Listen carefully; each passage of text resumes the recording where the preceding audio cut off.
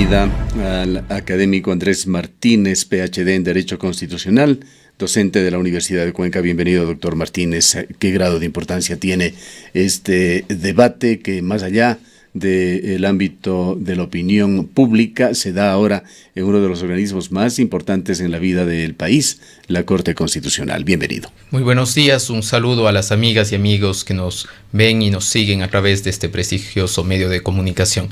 Efectivamente, creo que el caso que conoce el juez ponente, el doctor Agustín Grijalva, uno de los constitucionalistas y académicos más importantes del país, creo que va a marcar un antes y después, no solo desde el punto de vista de este caso de la explotación de los recursos naturales no renovables, sino sobre todo del derecho a la participación en relación con la consulta.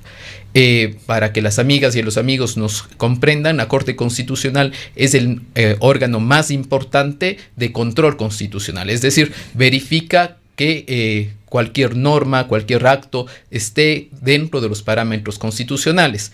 Precisamente, si bien es cierto, la Constitución de la República reconoce el derecho de democracia directa a través de la consulta popular que lo puede realizar el presidente, los gobiernos autónomos descentralizados y, por supuesto, en este caso, la ciudadanía, siempre antes de que pase al Consejo Nacional Electoral para la recogida correspondiente de firmas, se necesita realizar un control previo de constitucionalidad. Nos encontramos precisamente en este momento y aquí sí vale la pena poner un antes y después respecto de las dos cortes. Me refiero a la Corte cesada y la Corte Constitucional que lo nombró el Consejo de Participación Ciudadana y Transitorio.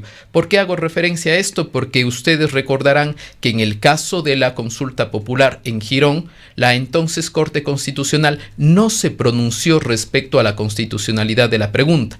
¿Qué dice la normativa ecuatoriana? De manera particular, la Ley Orgánica de Garantías Jurisdiccionales y Control Constitucional. Le dice que la Corte tendrá un plazo de 20 días para pronunciarse una vez abocada el conocimiento del control constitucional, que, como conocemos en ese caso, no se lo hizo y se lo entendió de manera positiva. Ahora estamos en un tema emblemático, precisamente porque se verificará, es un debate, creo yo, es un debate jurídico, pero que no está reñido, obviamente, de unos intereses políticos y de unos intereses de terceros sectores muy importantes. Hay indirectamente gigantescos intereses económicos también. Intereses económicos y, por supuesto, la presión a nivel gubernamental.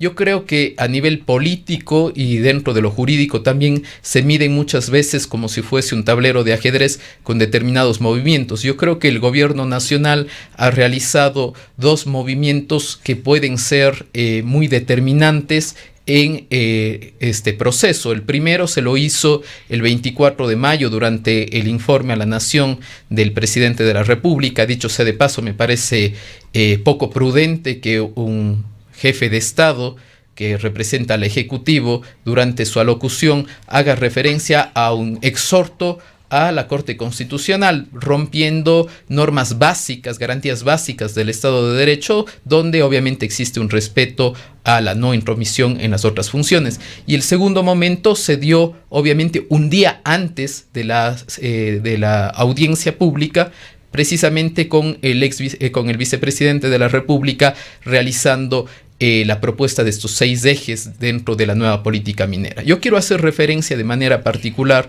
al 6º eje, que obviamente me corresponde dentro del plano jurídico estrictamente, que llama poderosamente la atención. Dentro del 6º punto se habla que se tiene que trabajar con el propósito de reforzar la normativa legal. Y en uno de los puntos de la política minera se dice de manera expresa que los jueces y fiscales no entienden correctamente y no aplican correctamente el derecho minero y el derecho ambiental. Ergo, es la propuesta que hace el Ministerio de Energía y Minas, que llama poderosamente la atención, insisto, porque sería otra intromisión entre funciones, es el hecho de que se debe capacitar y ellos se toman como responsables de capacitar a jueces y fiscales en el tema minero.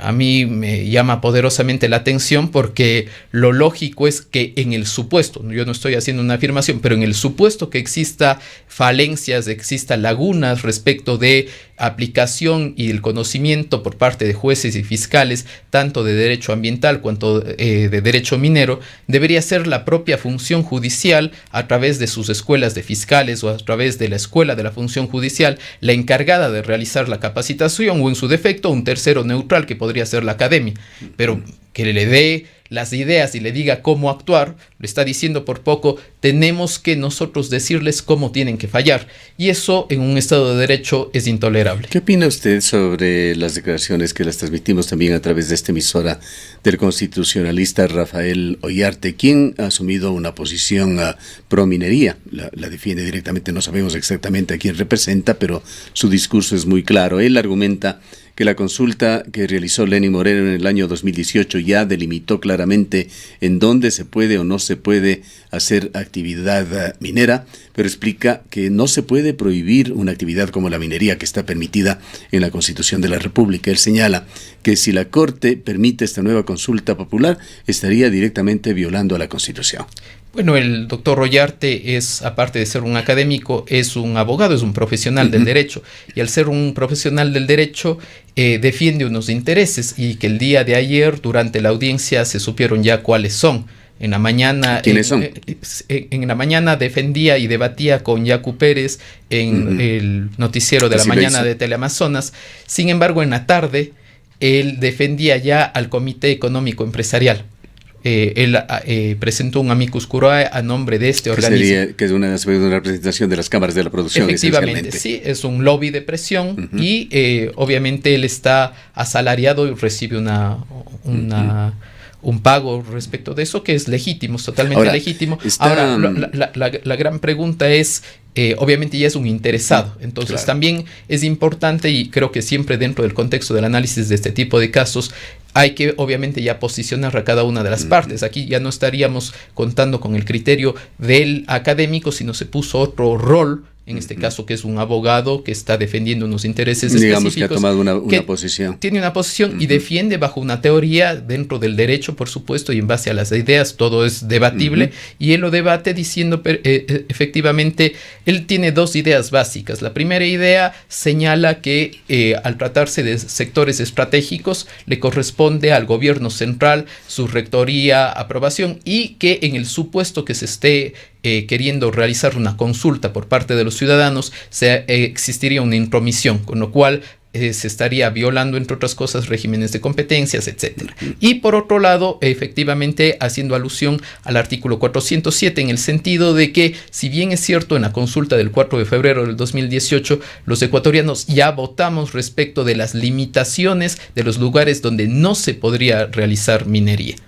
Entonces, efectivamente, las preguntas que se están manejando ahora a nivel de consulta popular, por eso yo decía, no solamente se está tratando un tema emblemático, por supuesto, que es el tema de la extracción de los recursos naturales no renovables, y por supuesto el tema del medio ambiente, sino hay algo que subyace, que está más allá. La Corte tendrá un rol fundamental de definir, y ojalá no delimitar, hasta qué punto puede llegar una consulta popular solicitada por los ciudadanos. Lo cierto es que hay por lo menos 70 actores, o una cifra muy cercana a 70, que se han inscrito para dar a conocer su punto de vista ante la Corte, y la Corte hace bien en escucharlos antes de tomar una definición. Allí están representantes del gobierno, que, como usted ha señalado, resulta sui generis que el gobierno, comenzando por el presidente de la República, presionen en este tema.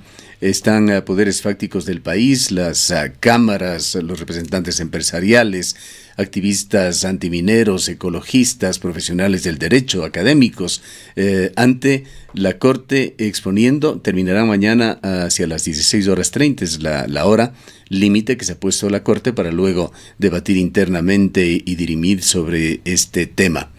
¿Por qué tanto interés, doctor Martínez? ¿Qué es lo que se está jugando aquí en Ecuador en materia de jurisprudencia que tendría efectos no solamente en el país, pues habrían repercusiones a nivel internacional? Yo creo que lo que se debate es muy fuerte, y sobre todo la repercusión que tendría la sentencia de la Corte Constitucional marcaría un antes y después respecto, uno, de la participación de los ciudadanos a través de las consultas populares, porque aquí se podría, y espero, insisto, que no sea así, que se limite a determinados temas y que diga, por ejemplo, la Corte Constitucional, los ciudadanos pueden realizar consultas populares y pueden reunir las firmas para así hacerlos en temas que, por ejemplo, no se vayan en contra del régimen de competencias, no vaya en contra de los sectores estratégicos. La consulta popular no son exclusivamente sobre minería, pueden ser llamadas sobre cualquier tema. Efectivamente, ¿no? Sobre cualquier tema que a nosotros nos llame la atención. Yo creo que durante toda la tarde y noche de los argumentos tuvimos la oportunidad de escuchar. Existe además, creo que eso es loable de la Corte Constitucional, existe ahora una transmisión en vivo de todas las audiencias, no solo de esto, sí, a través de audio y también de video, a través de YouTube y otras plataformas, donde se vieron algunos argumentos sólidos y también, por otro lado, también una serie de argumentos bastante falaces que sorprende que se los vaya a exponer ante una Corte Constitucional. Por ejemplo, los ministerios hacían una exposición desde el punto de vista económico. Aquí no se está debatiendo un punto de vista económico, se está discutiendo una situación desde el punto de vista de derechos. Y la situación que se discute desde el punto de vista de derechos es si los ciudadanos pueden preguntar o no.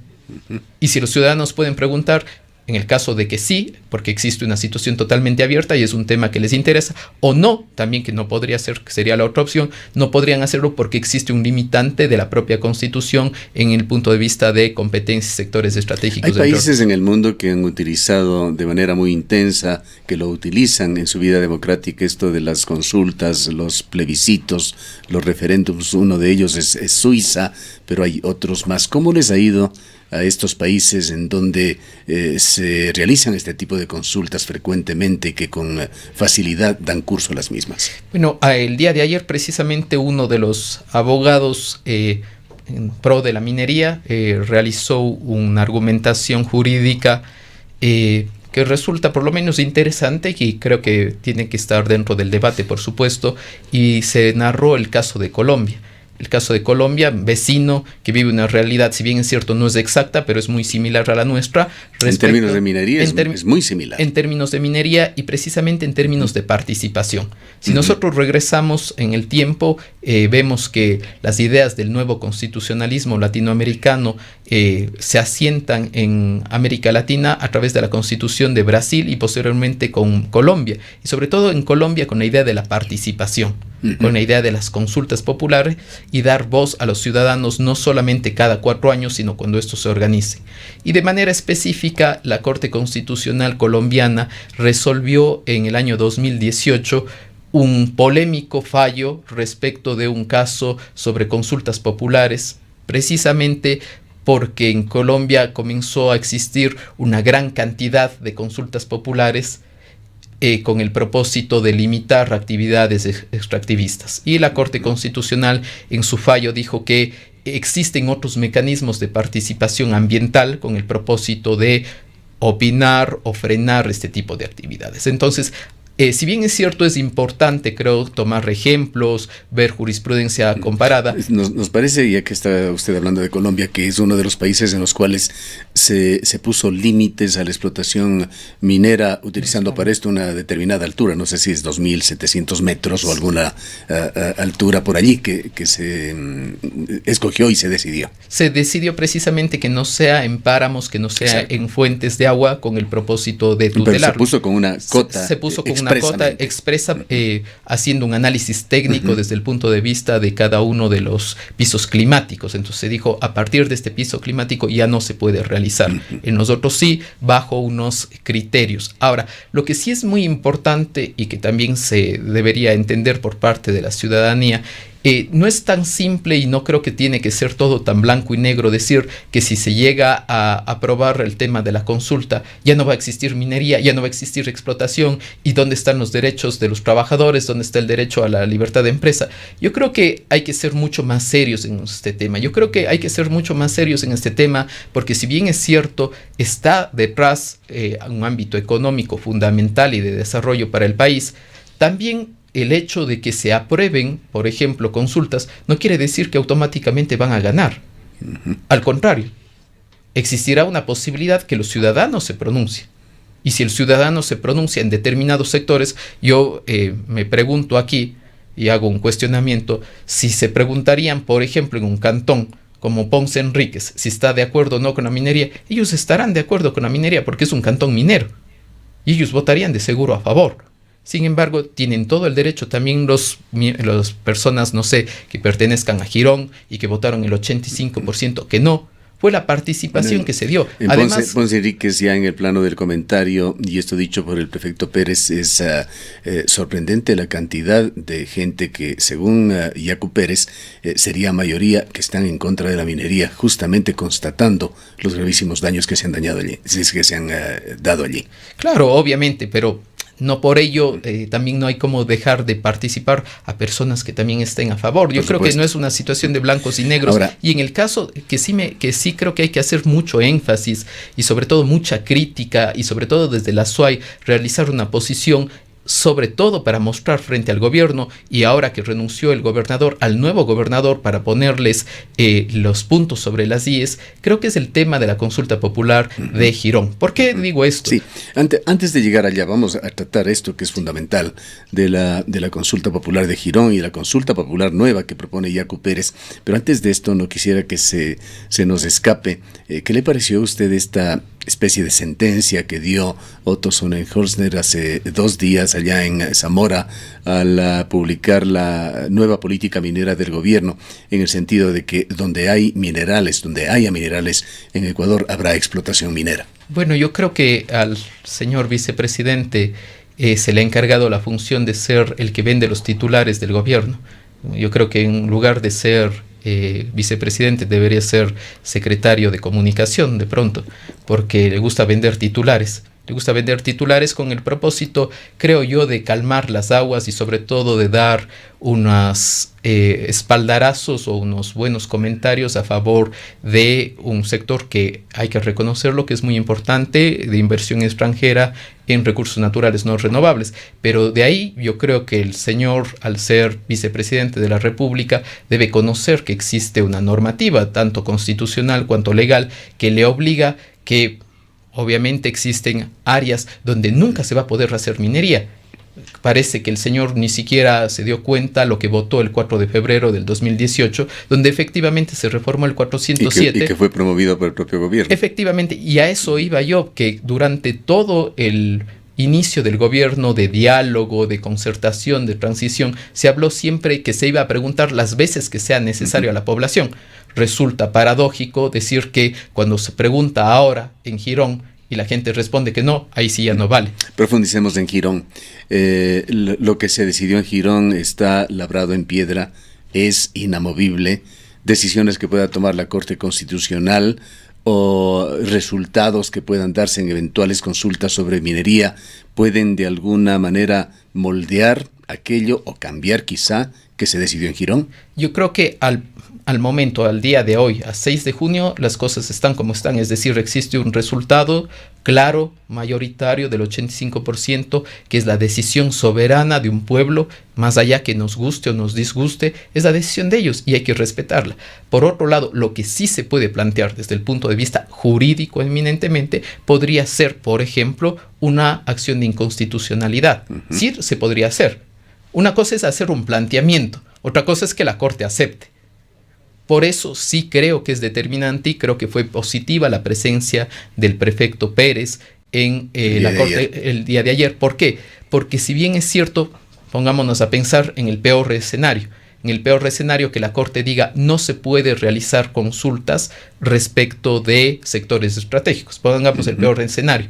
Inmediatamente creería yo que, no sé si el Ministerio de Energía y Minas y por supuesto las empresas que se sentirían perjudicadas automáticamente interpondrían una acción de inconstitucionalidad en contra de los resultados de Quimsacocha, valiéndose de la propia jurisprudencia de la Corte Constitucional. Ahora lo que se dice, y por eso el gobierno habla con tanta propiedad en el sentido de que incluso los proyectos mineros en el Azuay continuarán, es que en el caso de Quimsacocha lo que se planifica es mover a la minera justamente fuera de los límites del Cantón Girón.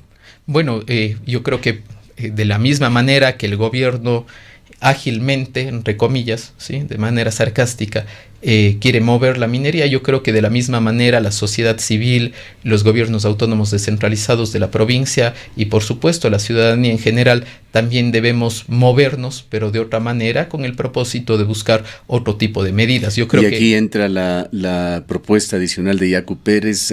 Su promesa electoral ha sido consistente hasta aquí con las mismas, y en lo que respecta a la minería, él ha propuesto y va dando pasos para conseguirlo, una consulta popular para erradicar la minería a gran escala en la provincia. Yo creo que la idea en sí creo que debería madurarse mucho más, y me explico. Me van a decir, el entrevistado está en pro de la minería, y no es eso, pero yo creo que sí es importante ver dónde se puede realizar la actividad, bajo qué parámetros, y creo que sí vale la pena, por ejemplo, en este tipo de realización de la propuesta de la pregunta, por ejemplo, buscar otro tipo de estrategias. Me explico, desde el punto de vista académico y técnico, para que la pregunta sea bien realizada. Algo como los análisis y resultados que se han dado en Colombia. Efectivamente, desde el punto de vista técnico, tratar de explicar, por ejemplo, el tema de las fuentes de agua. Las universidades de Cuenca tienen realizado ya, no es que se debería hacer, tienen resultados muy interesantes respecto a la situación de los páramos, por ejemplo, que podrían servir como fundamento y como muestra técnica clara. En segundo lugar, también valdría la pena, por ejemplo, son temas que parecerían pequeños, pero creo que son muy importantes, utilizar los términos técnicos correctos, por ejemplo, en la pregunta. Ya se cuestionaba en su momento la pregunta de Girón, que no estaba realizado correctamente porque se decía que no existía un sistema hidrológico. Entonces, ese tipo de cosas creo que hay que realizarlas bien, y desde el punto de vista político también. ¿Por qué? Desde el punto político yo creo que esto tiene que ser como una diáspora. ¿Por qué? Porque creo que primero debería ser a nivel cantonal. La planificación debería ser primero una consulta a nivel de Cuenca, donde hay una conciencia clara, donde fue uno de los cantones y sobre todo el sector urbano el que le dio el triunfo al prefecto Yacu Pérez, bajo la premisa, entendemos nosotros, de la protección de los recursos hídricos.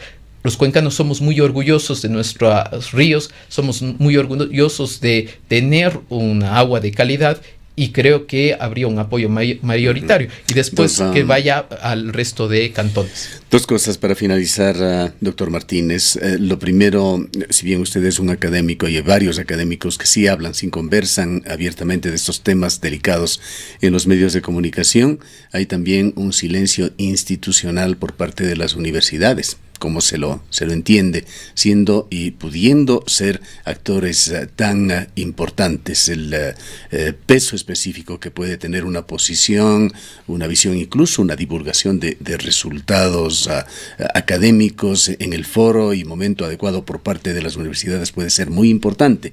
Pero hay este silencio institucional de las universidades de Cuenca sobre este tema. Reitero, con excepciones que van más bien al plano personal de sus profesores. Y lo otro es el activismo ciudadano. ¿Hasta dónde debe llegar? Los ciudadanos en todo el país se manifestaron con una posición en la consulta popular. Los ciudadanos de Girón lo han hecho. En Azuay hay también lecturas que relacionan la visión ciudadana con respecto al medio ambiente, a la ecología, que se manifestaron en la elección de las actuales autoridades. Pero más allá de esto, ¿cuál debería ser la posición de los ciudadanos en provincias como esta? Yo creo que en la primera parte estamos despertando. Creo que estamos despertando después efectivamente de un largo letargo de una década que sabemos que, entre otras cosas, hizo que se silencie a voces críticas y, por supuesto, a la esencia misma de la universidad, y que la universidad precisamente significa universalidad de criterios. No todos deben estar a favor o en contra. Y por otro lado también es importante, y yo creo que valdría la pena que se pueda debatir, que no todas las universidades, y lo digo en plural, no todas las universidades tienen los mismos criterios y los mismos fines respecto de posiciones, por ejemplo, como la explotación de recursos naturales no renovables. Dicho sea de paso, sin duda, y allí la validez del debate. Algunas de ellas, por ejemplo, tienen carreras que defienden, obviamente, no solamente que no se pronuncie, sino al contrario, defienden otra posición, y precisamente creo que en eso se basa el debate, pero el debate creo que tiene que ser de altura. El debate no tiene que ser de decir es bueno o malo, o en su defecto decir ¿y dónde está el derecho al trabajo?, etcétera. Yo creo que se tiene que ir más allá. Se tiene que hacer, por ejemplo, también invitaría yo, no es mi área de expertise, pero por ejemplo se debería hacer valoraciones económicas no solamente de los ingresos que se dejaría de percibir por la actividad minera, sino los ingresos que se dejaría de percibir por la calidad del agua, por los servicios ambientales. Yo creo que eso también vale la pena hacer una valoración. Esto así como pueden haber estas posiciones cerradas de los activistas antimineros, está también la otra posición en la cual se habla de la inversión extranjera millonaria o de los millonarios activos, utilidades, regalías que dejaría la minería, pero desde ese otro sector no se habla de los pasivos ambientales. Efectivamente, y de los servicios ambientales en sí que presta, por ejemplo, el páramo, que presta la cordillera y que presta, por supuesto, todos los sistemas hídricos. Por otro lado, creo que ya se han abierto también, creo que hay una comunión, hay un diálogo por lo menos abierto, por ejemplo, con la alcaldía y con las universidades. El día de ayer fue muestra de ello. El alcalde Palacios visitó la Universidad de Cuenca a un evento organizado por los estudiantes de la Facultad y de Ciencias Económicas de la carrera de Sociología. Cerremos con el empoderamiento de los ciudadanos sobre estos temas. Yo creo que es importante conocer. Para poder opinar y para poder cuidar, para poder valorar, se tiene que conocer. Creo que hay un gran trabajo que está por detrás, no solamente de los activistas, sino también de medios de comunicación, de las universidades, de los gobiernos autónomos descentralizados, donde se muestra cuáles son las realidades, cuáles son las potencialidades, entre comillas, de progreso, pero también las potencialidades que existiría de los riesgos de contaminación y los problemas en relación a la prestación de los servicios, por ejemplo, como del agua potable. Bien, muchas gracias al doctor Andrés Martínez. Él es PhD en Derecho Constitucional, docente de la Universidad de Cuenca.